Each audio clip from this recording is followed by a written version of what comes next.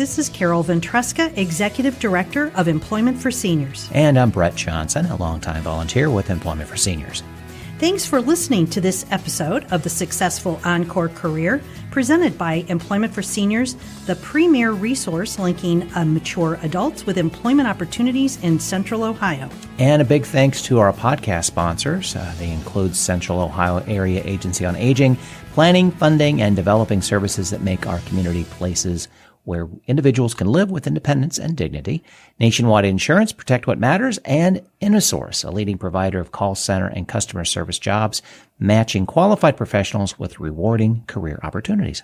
It's great to see you, Brett, and we are very excited to welcome Ken Lazar to this episode of our podcast.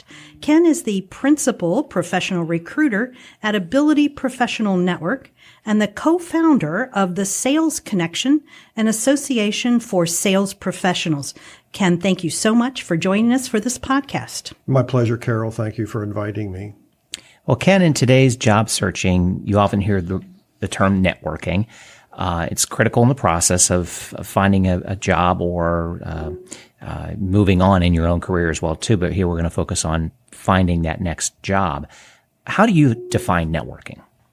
Well, networking back years ago was just kind of making friends, making acquaintances, and broadening your relationships with other people. In the job search world now, it is a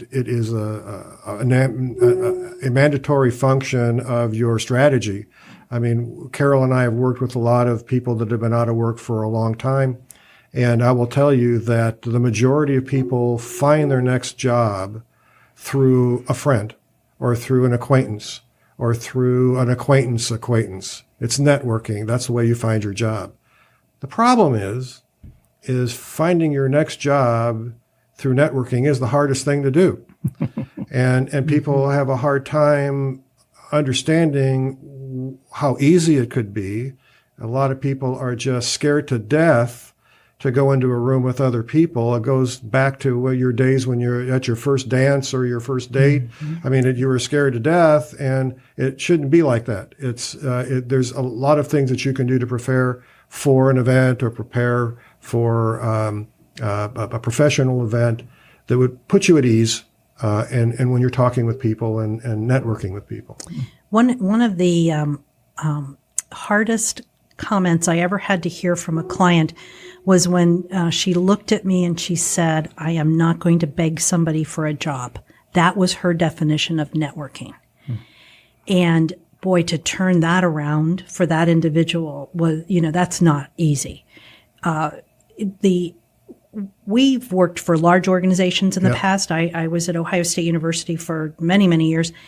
You had this built-in network. We knew everybody on campus. And after this recession in the early 2000s, people lost that and didn't even realize they had a network. They didn't see that as a network. They saw their friends, their coworkers, didn't even see the value of that. Yeah. And we've really gone through some major changes in recent years. What did you tell that lady that said that I'm not going to beg for a job? How did you handle that, Carol? Well, we had to really kind of turn the conversation around and stop looking at networking as the do-all to end-all. Yeah. And think of it more as a step in the process of job searching, and that the real value of networking is information gathering. Yeah. And that was a little easier for her to understand, that she could get information from people that would help her in her job search that had nothing to do with asking for a job. And truly, I mean, you don't even ask for a job in networking. No. That was where people were really on the wrong page. Exactly. It's not walking up to somebody and says, "I'm out of work. Do you know anybody that's hiring?" Right. That's a question that can't be answered. Right. Right. And where that idea of networking came from, that's what it is. Yeah. Where did that come from? Well, when you think about it, when we all started out in our career search 30, 40 years ago, how did you find a job? You walked into the store.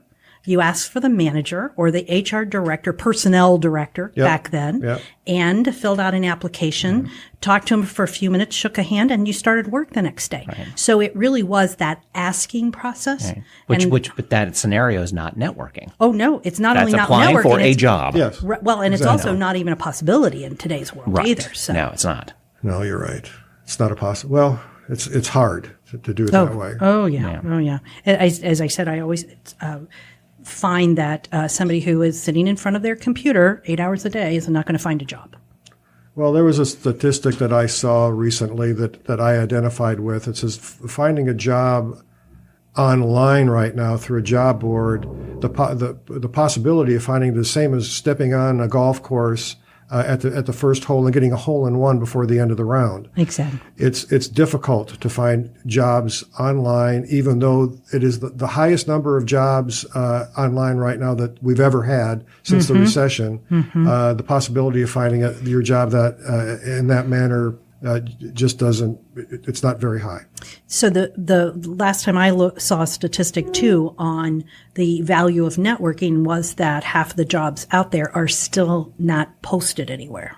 Oh, well, yeah. I mean, we at one of our for those of you who remember the Scioto Ridge Job Networking Group, we had a vice president of human resources come to one of our meetings from Cardinal Health. And one of the people in the meeting said, we see an awful lot of jobs that Cardinal has posted online.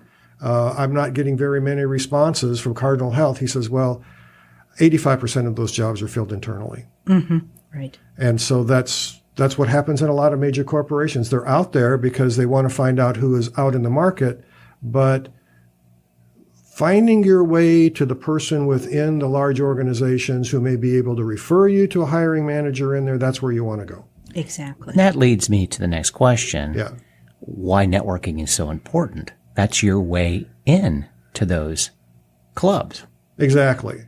So for those of you who are Malcolm Gladwell fans who read The Tipping Point, which is in my mind a very boring book, except one chapter on networking, is that there's a Harvard professor named Granovetter that did a study on how people found jobs. And he found out that people did not find their jobs through their strong ties, which was their family, the people that they went to church with, the people in their neighborhood. Because they were one collective mind. They knew everything about each other. The further away they got to what they called weak ties, which was their friends' friends and their friends' friends, the third level, that's where people found jobs. And the only way you can get there is by asking questions and networking to that level, and that's where they found their jobs.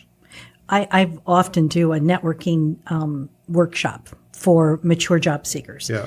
And I always tell them that the reason that I love to network, and I'm probably a pretty good networker, is that I am inherently nosy. That I love getting information from other people, finding out what's going on, what do they do in their job, where they went to school, what their major was, all of the typical questions of an academic counselor. But it really is, it helps me understand what's new, what are the new types of jobs out there? What are the types of skills that an employer is asking for? Which companies are moving, which companies aren't moving? Those kinds of things. Moving in terms of hiring and building and growing and that. So to be a good networker, gathering information is critical. Yes, absolutely. Absolutely. What are some steps to do it properly? Well, there are two golden rules of networking that we teach people. One is to give first. So when you are in a networking situation, you are there to help someone. The second law of networking is to give back. So if someone asks you to do something, which means follow up, that you give back. If someone gives to you, you give back. So when you approach a networking event, so you're going to a breakfast or you're going to a buffet or something, and you're scared to death because you're out of work and you need to talk with people and network with people and help you find a job. And the best thing to do, the mindset that you want to have when you walk into that room and to prepare yourself is, the only thing that I want to do today is I want to help 3 people. That's your mindset. Don't worry about you. Don't worry about what your problems are. You want to help 3 people. And I will guarantee you that you will come away with more networking opportunities from that event by helping 3 people than trying to push yourself on people for your agenda. Right. So makes sense. It's just like a resume is never a finished document. It's always a work in progress. Just like an elevator speech is always a work in progress. Networking is one little step in a huge gathering of a lot of steps.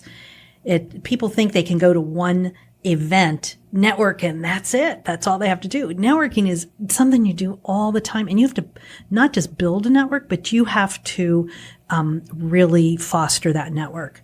Somebody was telling me that they had like tens of thousands of LinkedIn contacts, and I'm like, ooh, that really sounds boring. I mean, I don't really care what 30,000 people are doing. I guess my thought would be impossible. But yes, you know 10,000 people intimately, enough to help them. Yes.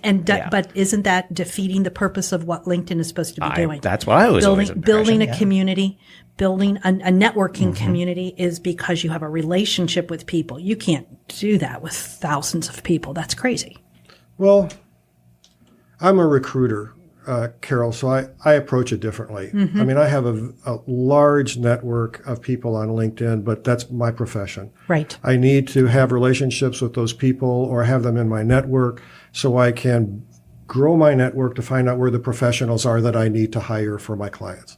But I will tell you that just the sheer number of connections is not as important as how you treat those connections. Right. So in networking, I know people, and it's your network. I mean, you do with it what you want to. What makes sense to you may not make sense to me. But what I do with my network, and it's very large, is I post things on my LinkedIn profile. Things that I think are important for my network to know. And I will tell you that I probably have 5,000 people in my network. I don't know probably, if I know 1,000 of them, I'd probably be exaggerating. But when I put something out that is important, I'm reaching another 4,000 people that I might have a relationship with down the line. Right. Somebody that I don't know that I can start a conversation with on LinkedIn that at some point in time, I may be able to be a resource to them. They may be able to be a resource to me. I may be able to refer clients to them. They may be able to refer clients to me. Had they not been in my network, had they not seen my posts, we would never have made that connection. I think the one key issue here is, number one, you've been recruiting for a long time. Yep. You know these people, many of them, because of your recruiting activity, and it directly is your business. Yes. And you know how to foster that network. Yes. So somebody who's just starting out, they could link with 1,000 people, but it's not going to necessarily build a network for them. No. Unless they know what to do with it. Well, should we talk about that? We can, sure.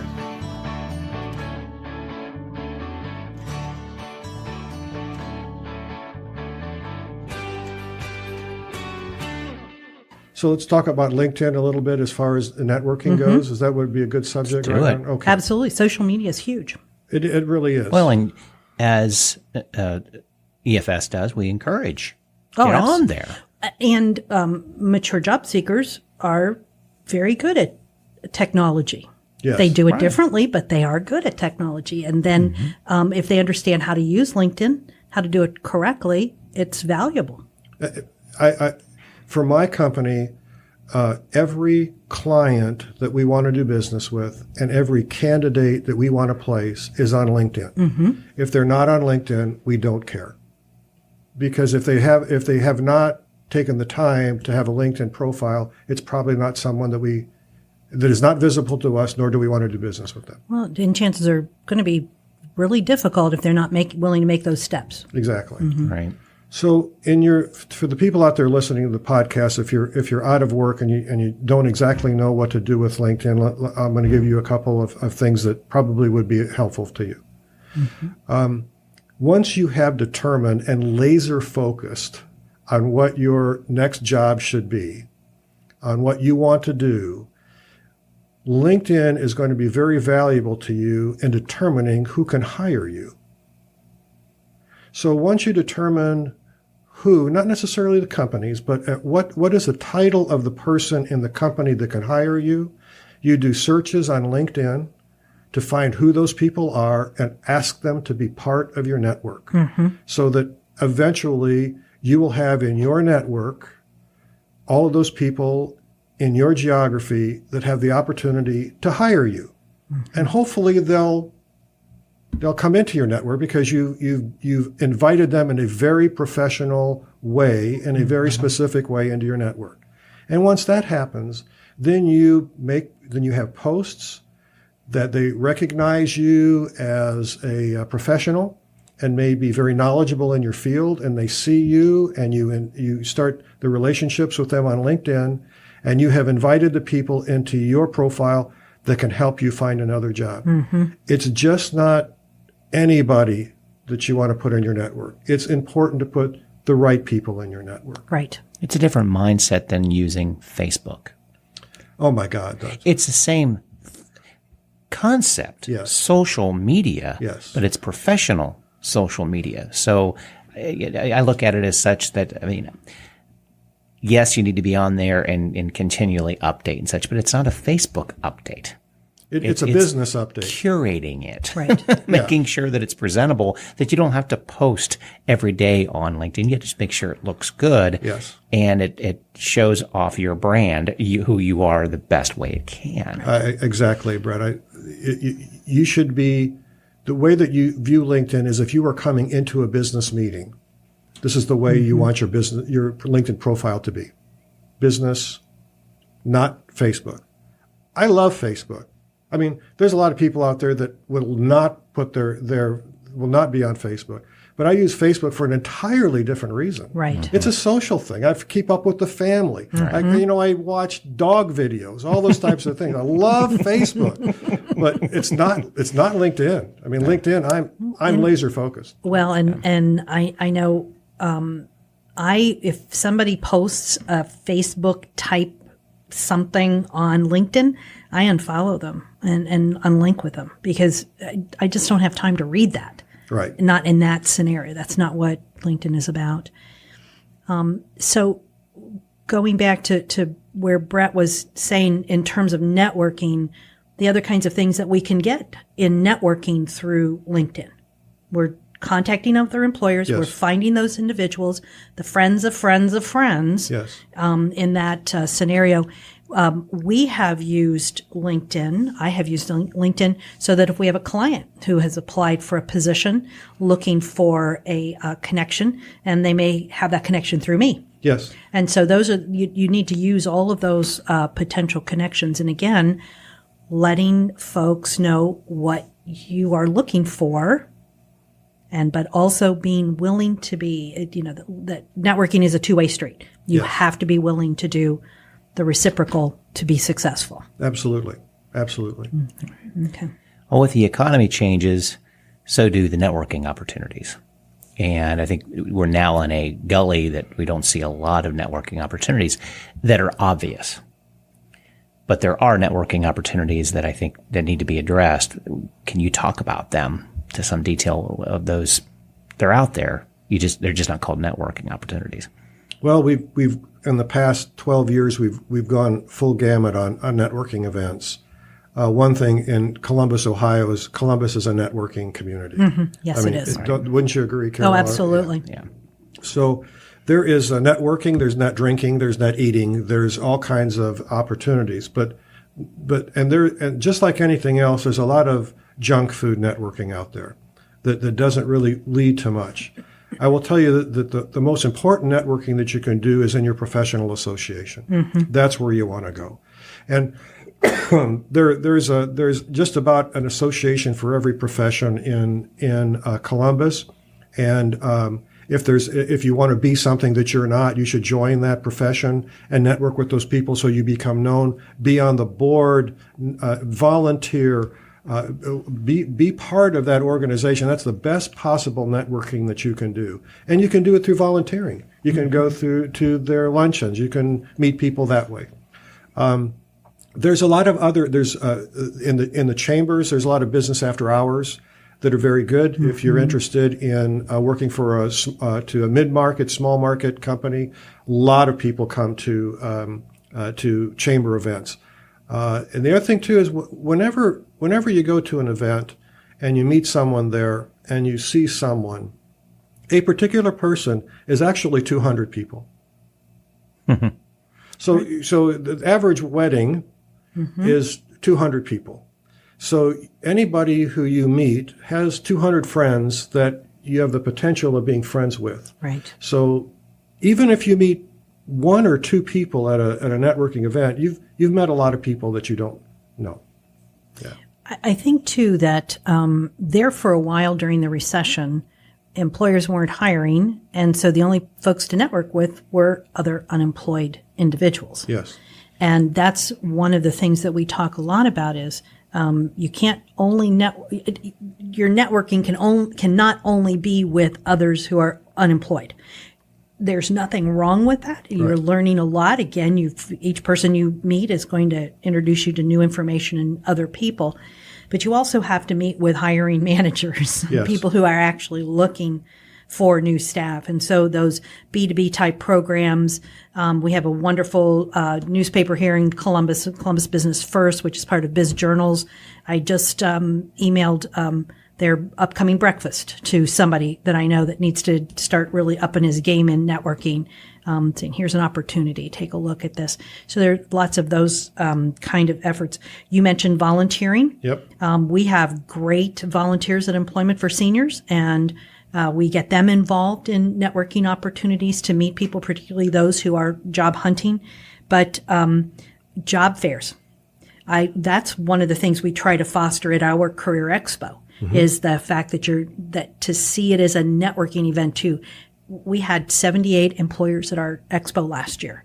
You had a great expo last year. We did, and it's going to be great this year too. It's already going gangbusters. I got invited to speak again. I know. You were on my list, absolutely. But I mean, that's literally 78 opportunities to network with hiring employers. So there's lots of opportunities, but again, an individual needs to be comfortable. Yes. Understand what it is they're trying to get across through that 30-second elevator speech. Have a good feel for an understanding of themselves, their own abilities, their transferable skills, what it is they want to do, and be willing to do some research with mm-hmm. companies. Don't think just because you're networking with somebody doesn't mean you don't go and look up what they do on their website and in the newspaper archives and everything. So there's still a lot of work. Networking is not just meeting somebody. Well, and it doesn't necessarily have to be in a business climate either. Right. So there's a great website and an app called Meetup. Mm-hmm. And it's a wonderful opportunity. You just put in your zip code and you put in your interests, and spits out all of these groups that are social groups. Mm-hmm. Could be gardening, could be kayaking, could be anything. And if people with similar interests meet, you already have a common bond and a common conversation. So the networking in those events become very, very easy mm-hmm. because you have a common interest. And those people are people too. I mean, they know people. They get to know you. They get to trust you. A conversation comes around to you. You say, well, I'm in job search mode. I'm looking for my next opportunity. Now, here's how you can help yourself. The more specific you can be with somebody, the better they can help you. So if someone says, how can I help you? If you're in a networking situation, how can I help you find a job? You should know exactly what you need. Mm-hmm. You could say, well, geez, I'm an accounting professional. I really would like to work for XYZ company. I'm looking for someone who knows someone in that company, probably as a director level accounting. Do you know anybody? well, I don't know anybody right now, but I think my next door neighbor has an accounting degree and he probably knows somebody. So the more specific you can be about what your needs are in your job search, the quicker that you will get to the hiring manager, or the quicker you'll get to that person who can introduce you to the hiring manager. So I have this one young man. I don't think he's young anymore. Well, he's it's a relative term, Ken. I know. Everybody's younger than me, so I got young man. So he's in job search mode, and he says, "Ken, can I come in and have a cup of coffee with you?" And I said, "Sure." So we have a cup of coffee, and instead of just having a general conversation, he brought out his spreadsheet, and he says, "These are the companies that I want to work for," and he says, "This is the type of person that can hire me in those companies. Who would you know that I could at least use your name to network with?" And I had like probably 10 people that I knew in those companies that I said, "Look, I know this person very well. Use my name when you contact. I know this person. I know this person." Right. If he would not have brought that to me, I would not know how to help him. Right. I mean, so the more specific you can be, the better off you'll be in a networking situation. Right.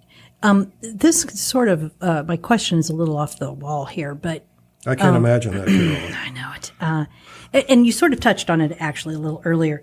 One of the things that people, again, because we used to fill out an application and get a job, they only understand and know that they fill out the application, whether it's paper or online, yes, and then sit there and wait till somebody contacts them to get that job. Yes.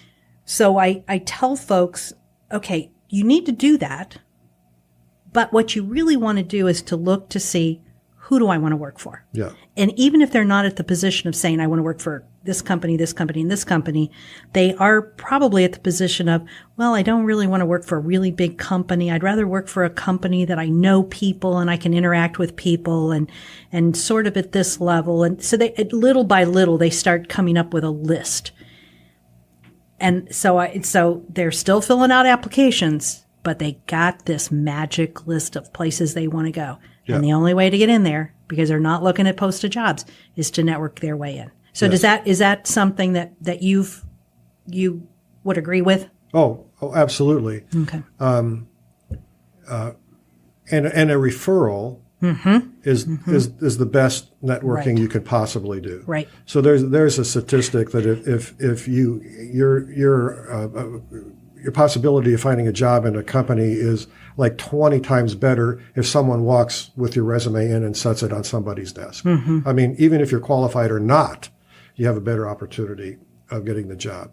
The other thing that I do, and it's a way that I actually find business for my company, and it's the same way people find jobs, is you go on LinkedIn Jobs and you put in the job that you want to fill, the title, and you put in the city. And LinkedIn spits out all these jobs that are open. Well, I want to fill those jobs. My company wants to fill those jobs. So where I go and I look to find out who the vice president of sales is for that company. And I reach out to the vice president of sales and send an email to him and says, I see you have a territory manager position in Columbus, Ohio. I'd really like to help you fill that position. Well, it's the same way with a job seeker. Right. You go in and you put in program manager, Columbus, Ohio. LinkedIn spits out all these program manager positions that are available in Columbus, Ohio. You look through there and you go, this looks kind of interesting. You find out who the company is. You go on LinkedIn and you search that company and all those people are in that company. You search by title, find out who can hire a program manager, send them an email. Saw your position on LinkedIn, would really like to have an opportunity to talk to you about this position. Have I contacted the right person? Would you have a brief conversation with me? You know, one other thing that we hadn't hit upon that I used to use a lot with my students, and I think it's a little more difficult for mature job seekers, and that's informational interviewing. Yes. Great way to network and to get information. But the trick is you don't go in asking for a job. Right. And that's because if you blindside somebody saying you want an informational interview and then go in there and ask for a position knowing full well they don't have a posting, that wasn't the original intent, then you could hurt yourself. But informational interviewing is an incredible way to get information about companies and career paths, training needed in those career paths, that information you're not going to get anyplace else. Yeah, I agree. Just the fact that you're having a conversation with somebody in the company is huge. So there's all kinds of ways that you can ask for that informational interview. I tend to walk in the front door rather than going in the back door. So I say, I find the person that I want to have a conversation with. I say, I send them an email. I says, look, I am in job search mode. I'm a very talented accounting manager or what have you. I understand that you are part of the organization that I would like to work in. I know you probably don't have any positions at this time, but I would really like to know more about the company, to know more about you. Would you talk with me? Now, I think initially it's really presumptuous to ask for somebody for coffee that you've never met, for them to give you that time out of their schedule to meet face to face. Right. I think the first thing would be a telephone call. It's hard for people not to give you 15 minutes on the telephone call. And if it's worth both of you having that phone call, the next would be a face-to-face or a lunch or something like that. So I always go in by telling people that I coach, ask for a telephone call first, that you'll have a lot more success than asking for a face-to-face. Right. And yes. Yeah, I would agree.